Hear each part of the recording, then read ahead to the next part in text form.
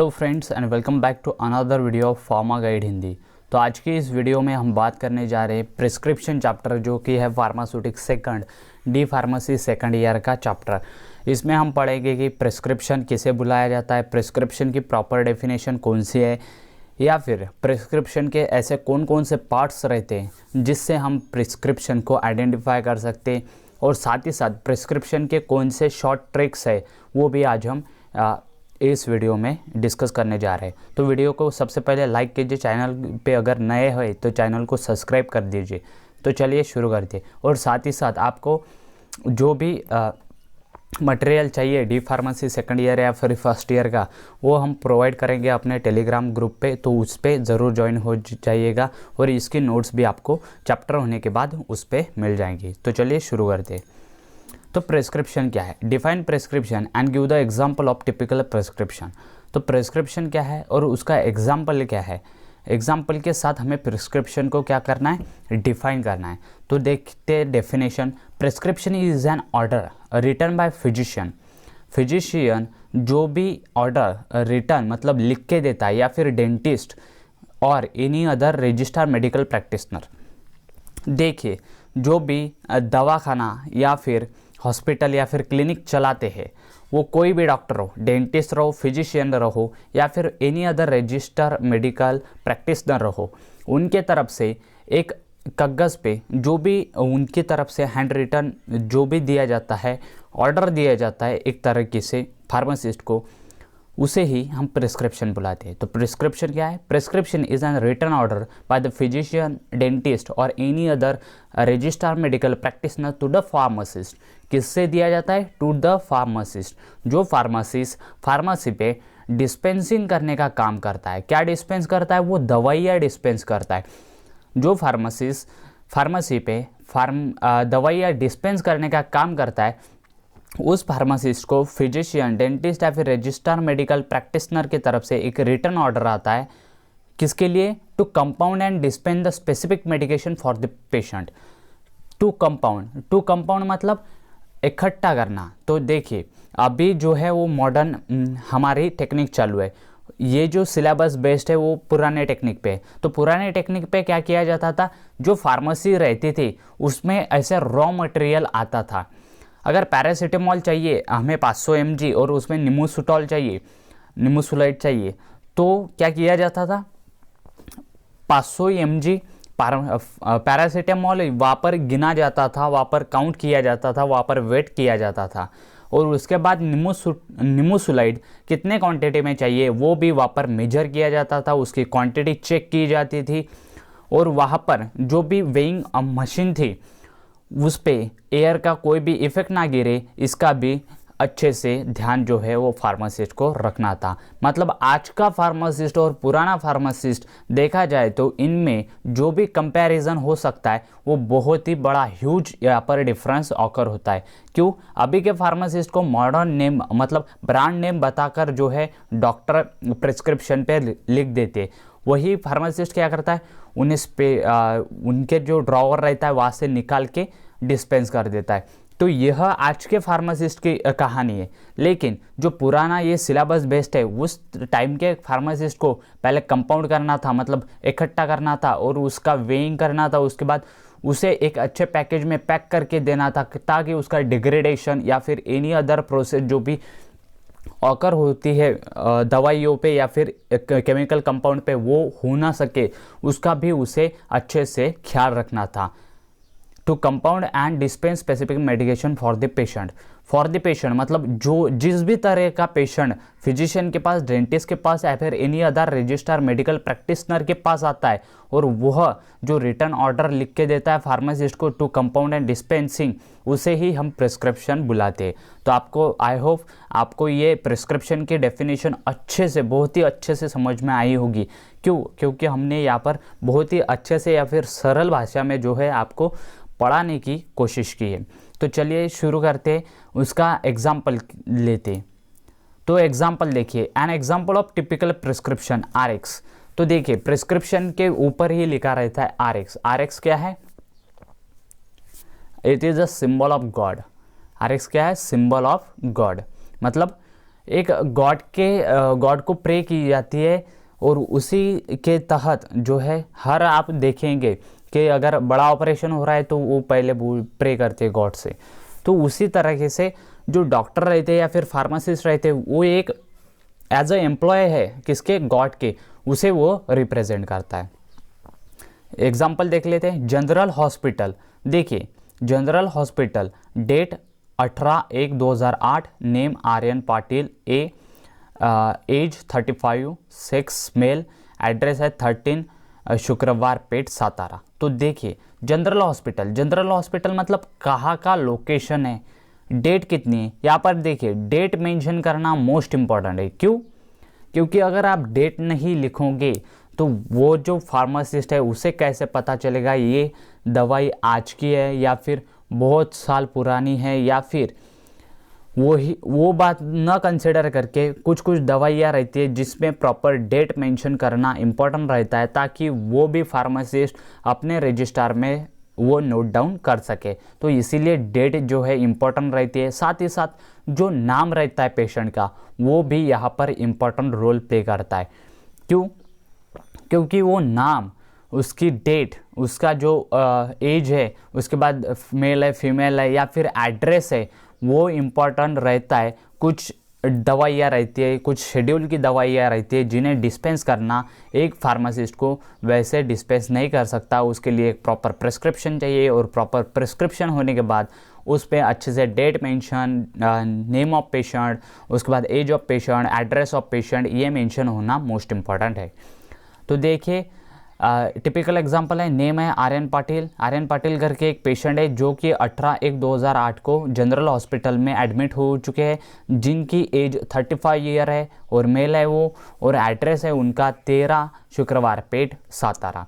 तो ये होगा perfect guideline to the doctor को ये परफेक्ट गाइडलाइन मिली कि हाँ भाई ये पेशेंट है, इतने तारीख को एडमिट हो चुका है, या फिर जो भी डॉक्टर ने दवाई लिख के दी है, जो दवाई डॉक्टर ने लिख के दी है वह दवाई अगर वो किसी भी फार्मेसी पे जाके वहाँ से परचेस करना चाहता है, अगर वो दवाई शेड्यूल किसी भी शेड्यूल के, जिस शेड्यूल के अंतर्गत उस दवाई पे वो दवाई जो भी ले जा रहा है उसका प्रॉपर नाम, एज, वो फार्मासिस्ट को लिखने में इजी जाएगा इस एड्रेस से।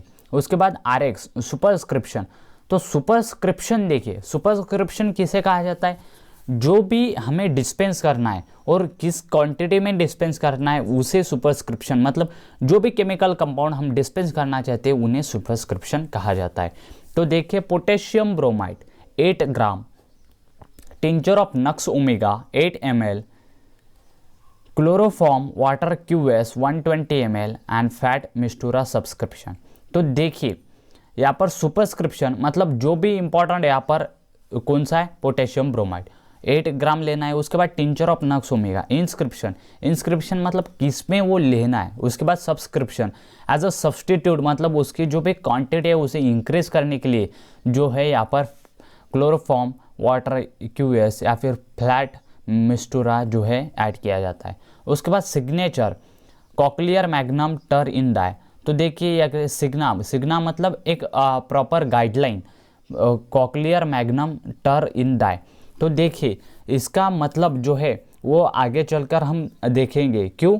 क्योंकि आगे चलकर कुछ ऐसे ग्रीक वर्ड है जिसका इंग्लिश में जो है ट्रांसलेशन है। तो कॉकलियर मैग्नम टर इन डाई, तो इसका जो है हमारा ट्रांसलेशन वो हम वहाँ पर पढ़ेंगे। पोस्ट सिबॉस सुमेंडम, ये भी वहाँ पर पढ़ेंगे। सिग्नेचर और ट्रांसक्रिप्शन में देखिए सिग्नेचर जो रहता है डॉक्टर का इंपॉर्टेंट रहता है। क्यों?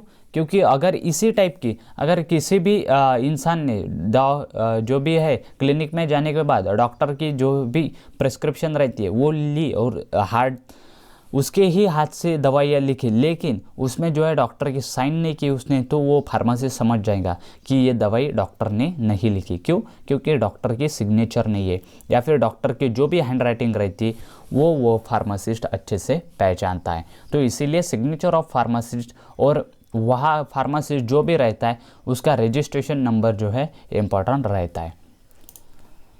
Define various factors of prescription, part of complete and ideal prescription. तो देखिए हमने प्रिस्क्रिप्शन का एग्जाम्पल देख लिया। प्रिस्क्रिप्शन का एग्जाम्पल देखने के बाद यहाँ पर जो है वेरियस पार्ट्स देखेंगे हम उसके, किसके, प्रिस्क्रिप्शन के वेरियस पार्ट्स।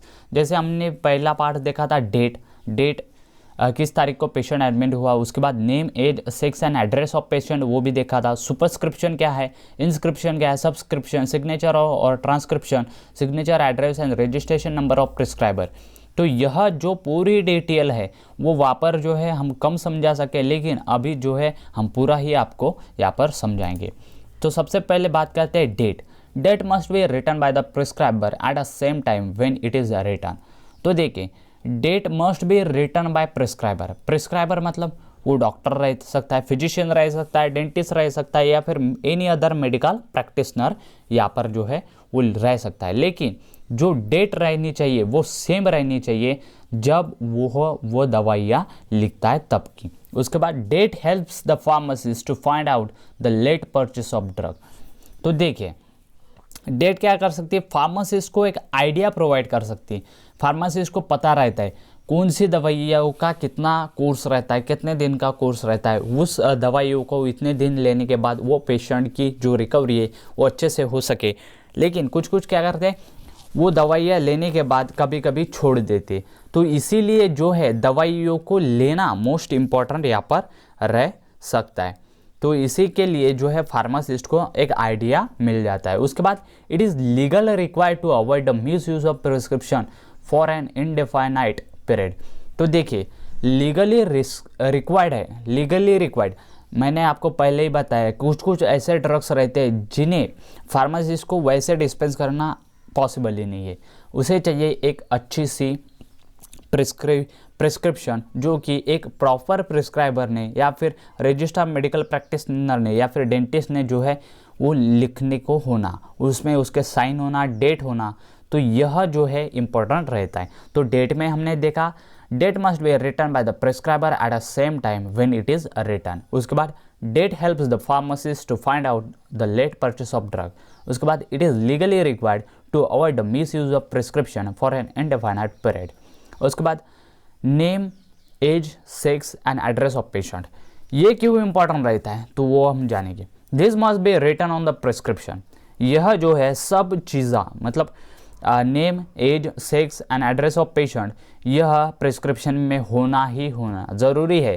क्यों ज़रूरी है वो आगे चलकर देखेंगे। If this are not written on the prescription then the pharmacist should ask the patient and write them on the prescription. तो देखिए अगर यह जो है सब लिखा नहीं रहता वो प्रिस्क्रिप्शन पे तो फार्मासिस्ट पेशेंट को पूछ सकता है ये क्यों नहीं लिखा, और वो जो है अपने हाथ से उस प्रिस्क्रिप्शन पे लिख सकता है। This helps in the checking the medication and the dose and also the further reference. तो देखिए मेडिकेशन चेक करने के लिए भी इंपॉर्टेंट रह सकता है। एज, हम उसे पूछ सकते हैं आपकी एज कितने, वो बताएगा हम मेरी एज 34 है, तो 34 एज है। तो कुछ दवाइयाँ ऐसे रहती है जो कि 12 साल से लेकर 19 साल के बीच में दी जा सकती है। कुछ दवाइयाँ ऐसे रहती है जो आफ्टर 40 के बाद दी जा सकती है। तो उसे हम प्रॉपर गाइडलाइन कर सकते हैं कि ये दवाई आपको चाहिए या फिर एनी अदर पेशेंट है उसकी दवाई आप लेने आए हैं। तो यह इंक्वायरी जो है वो फार्मासिस्ट कर सकता है ताकि जो प्रॉपर मेडिकेशन है वो मिल सके। उसके बाद डोज जो है वो कितने क्वांटिटी में चाहिए, अगर वह एज और सेक्स उसे पता चलेगा तो वो बता सकता है कि इतने क्वांटिटी में जो है आपको दवाइयाँ ले जाना चाहिए। वैसे तो प्रिस्क्राइबर मतलब जो भी डॉक्टर, फिजिशियन या फिर डेंटिस्ट रहते वो तो आपको बताते ही है, साथ ही साथ जो भी फार्मासिस्ट है अगर आप उससे भी पूछेंगे तो फार्मासिस्ट भी आपको वेल प्रॉपर गाइड कर सकता है। And also for the further reference, और फर्दर रेफरेंस के भी लिए यह जो है चीज़ मतलब name, age, sex and address of patient और साथ ही साथ डेट ऑफ पेशेंट डेट भी इम्पोर्टेंट रहती है।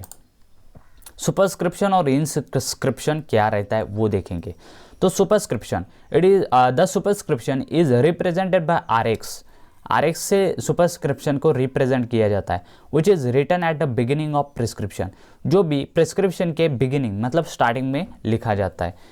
It also written as R J करके भी RX को इंडिकेट किया जाता है। And it is the symbol for the Latin word recipe, that is you take और take down, that is prayer to Jupiter, that is the gods of healing, the gods of healing, यह इसका जो है वो meaning है।